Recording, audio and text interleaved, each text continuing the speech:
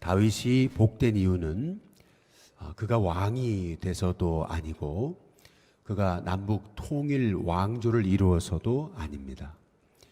다윗이 정말 복된 인생인 이유는 그가 왕이 돼서도 높은 자리에 앉았어도 하나님의 은혜를 알았기 때문인 것이죠.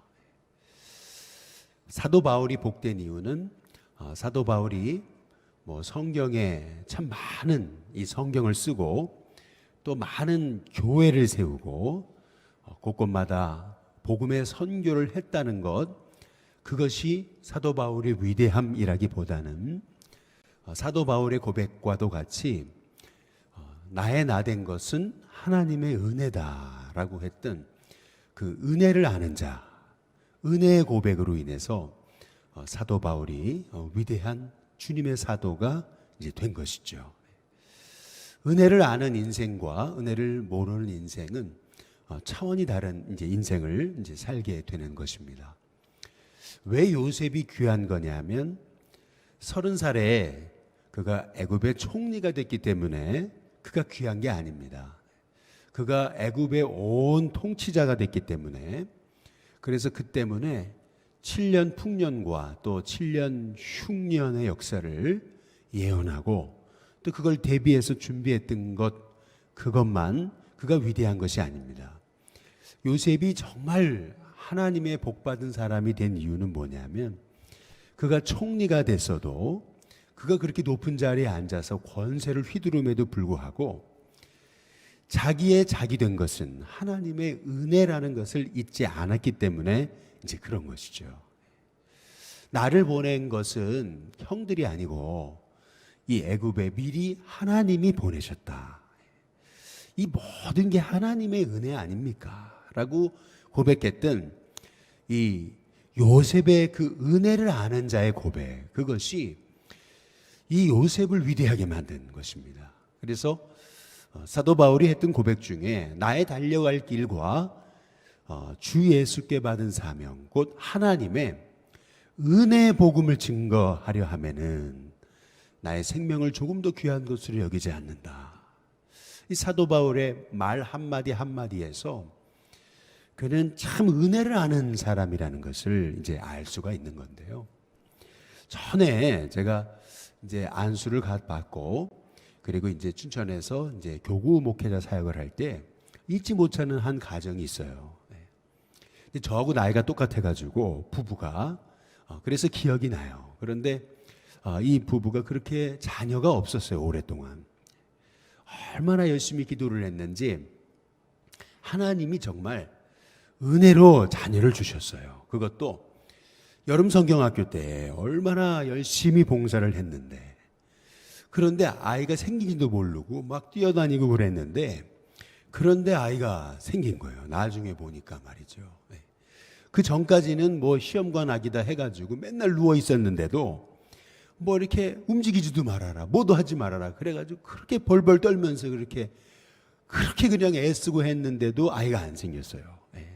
그런데 아니 여름 성경학교를 하면서 들고 뛰고 막 그랬는데도 이제 아이가 생겨가지고 그래서 이제 자녀를 낳았거든요.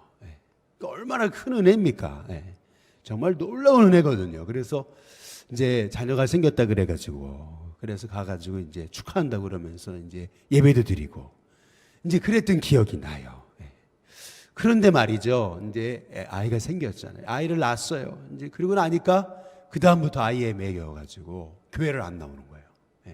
그 귀한 자식이니까 어떻게 낳은 자식인데, 그러니까 그 아이에 매여서 교회를 안 나오는 거예요. 그래서 제가 그걸 보면서 아니 집사님 교회 나오셔야 되지 않냐고.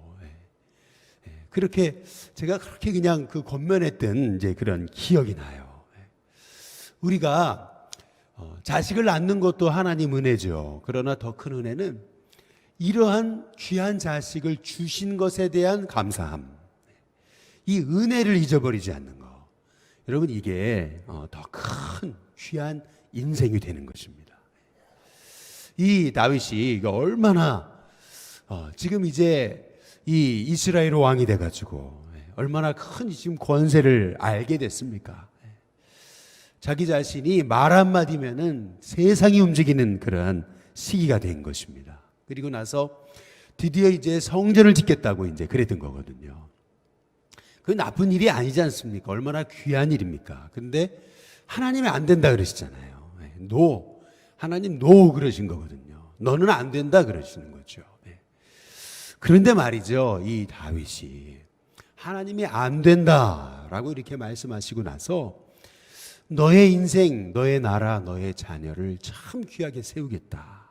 하나님 말씀하시는 그 음성을 듣고 이 다윗이 하는 말을 한번 보시면은 16절에 보시면 다윗 왕이 여호와 앞에 들어가 앉아서 이르되 여호와 하나님이여, 그다음 뭐라 그럽니까? 나는 누구이오며 내 집은 무엇이기에 나에게 이에 이르게 하셨나이까? 하나님, 도대체 나는 누구이오며 내 집은 무엇이기에? 이 다윗의 이 고백을 통해서 다윗은 하나님이 성전 짓겠다는데, 근데 성전 짓겠다는 다윗의 마음을 거절하시고 넌 안 된다, 이제 그러셨음에도 불구하고 하나님이 주신 그 말씀의 은혜, 너는 성전을 지을 수 없지만 그러나 너의 인생, 너의 자녀, 너의 왕조를 존귀하게 하겠다, 하나님께서 하시는 그 말씀을 듣고 다윗은요 오히려 고집부리지 않고 하나님 앞에 지금 그 은혜에 대해서 감사하고 있거든요. 야, 어떻게 나 같은 자를 이렇게 하나님이 복을 주시고 하나님이 은혜를 베푸십니까? 이제 다윗이 그 고백을 이제 하고 있는 거거든요. 우리 17절 우리 같이 읽어보겠습니다. 같이 있습니다. 시작. 하나님이여, 주께서 이것을 오히려 작게 여기시고 또 종의 집에 대하여 먼 장래까지 말씀하셨사오니 여호와 하나님이여, 나를, 그다음 뭐예요? 존귀한 자들 같이 여기셨습니다. 이제 이렇게 고백하잖아요. 이 말의 의미가 뭡니까? 나같이 비천한 자를 어떻게 이렇게 하나님이 존귀한 자로 여기십니까? 지금 이 다윗의 고백이 구구절절이 그는 하나님의 은혜를 알았던 사람이라는 것을 이제 알 수가 이제 있는 것이죠. 주님 같은 분은 없습니다. 오직 주 외에는 하나님이 없습니다. 어떻게 땅의 나라가 이렇게 하나님의 돌보심을 얻을 수 있었겠습니까? 어떻게 이렇게 비천하고 연약한 이 나라를 주의 백성 삼으셨습니까? 그것도 이 부족하고 연약한 이 나라를 어떻게 주의 백성으로 영원히 하나님의 종으로 삼으셨습니까? 이제 다윗이 지금 하나님의 은혜에 대해서 감사하고 고백하고 있는 장면이 오늘 이 다윗의 16절부터 27절의 감사의 기도인 거거든요. 그러면서 다윗이 고백하는 겁니다. 이 나라를 주여 견고히 세우시옵소서. 이 나라를 주님의 나라 되게 하시옵소서라고 이렇게 다윗이 이제 기도하고 있는 이 장면을 통해서 우리는 은혜를 하는 그 하나님의 종의 고백이 얼마나 아름다운가라고 하는 것을 이제 알 수가 있는 거죠. 저는 우리 일신교회 성도님들 또한 제가 하나님의 은혜를 아는 하나님의 종들 되셨으면 좋겠습니다.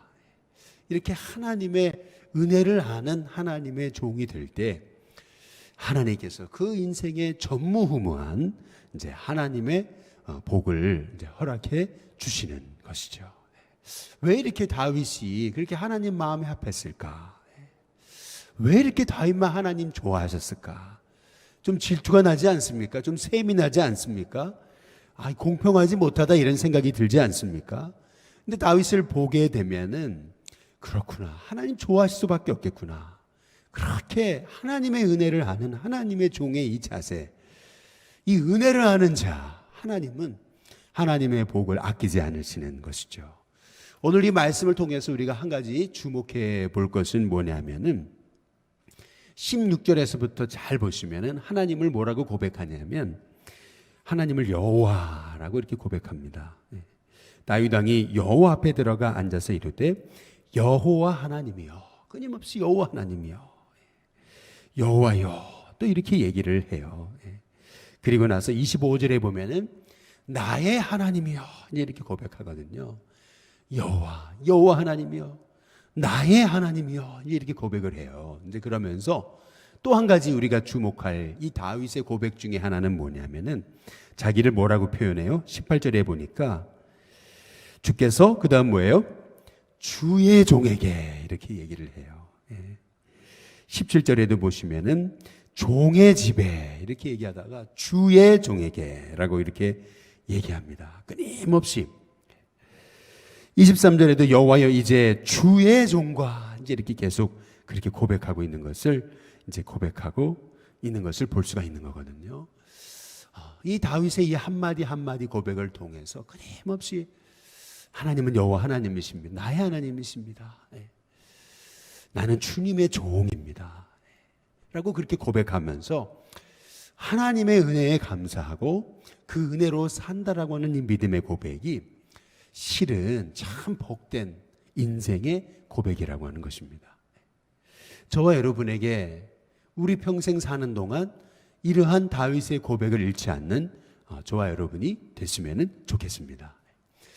지난 주일날 이번에 우리 당회가 있어서 이제 신천 집사님들 우리 교회에서 이제 믿음 생활을 시작하시고 또 세례를 받으시고 또 세례를 받으실 뿐만 아니라 주일 성수도 잘하시고 또 그렇게 11조 생활도 이제 잘하시는 분들 그래서 이제 저희가 집사로 이제 천거하면서 근데 전에는 그냥 이렇게 천거를 했어요. 그러나 그렇지 않고 그래도 집사 직분을 받기 전에 그래도 한번 면담을 한번 해야 되겠다. 이제 그런 마음을 갖고 이제 면담을 시작했어요. 지난 주일날 이제 3부 예배 마치고 이제 2시 넘어가지고 이제 잠깐 이제 면담을 하는데 이제 우리 집사님 되시는 분들 이제 몇 분이 오셔가지고 이제 같이 면담을 하는데 참 이제 제가 은혜를 받았어요.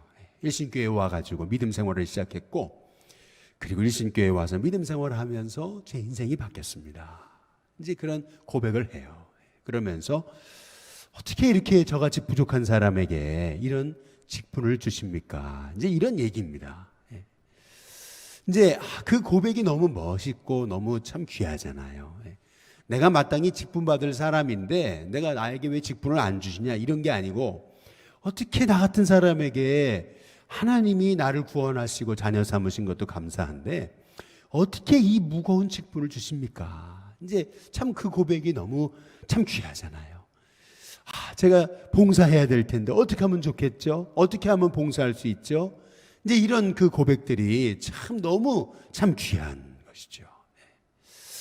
참 그런 고백 위에 이제 하나님이 이제 복을 주시는 거예요. 그래서 디모데전서 1장의 말씀을 이제 나누면서 나를 능하게 하신 그리스도 우리 주께 감사함은 나를 충성되이 여겨 내게 직분을 맡기심이니 라고 하는 말씀을 같이 나누면서 이 직분 사람이 주는 거 아니고 윤동규 목사가 주는 거 아니고 이 직분 하나님이 주시는 것입니다. 충성되이 여기셔서 직분을 맡기신 겁니다.